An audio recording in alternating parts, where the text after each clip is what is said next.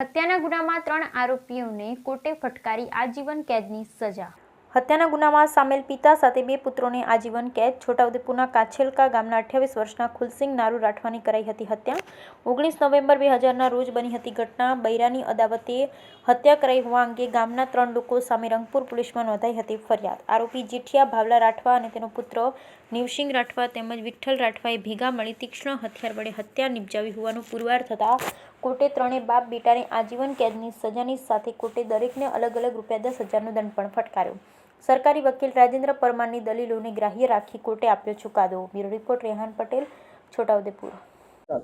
તારીખ 19/11/18ના રોજ આ કામના મરણ જનાર ફુલસિંગભાઈને તેઓના જ ગામના જેઠિયાભાઈ ભાવલાભાઈ તથા નિવસિંગભાઈ જેઠિયાભાઈ નાઓ સાંજે પોતાના ઘરે તેઓના ઘરેથી લઈ ગયા હતા અને બૈરીને અદાવત રાખી તેઓનું ખૂન કરેલું, જેની તપાસ કરતા બીજા એક આરોપી નામ વિઠ્ઠલભાઈનું નામ ખુલતા તેઓ ત્રણેય વિરુદ્ધ છોટાઉદેપુરની કોર્ટની અંદર ચાર્જશીટ કરેલું।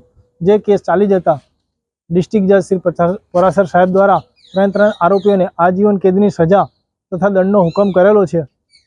હાલના સમયમાં જોતા બૈરાઓની અદાવત રાખી અવારનવાર ખૂનો થતા રહે છે, તેના માટે એક દાખલારૂપ હાલનો ચુકાદો છે।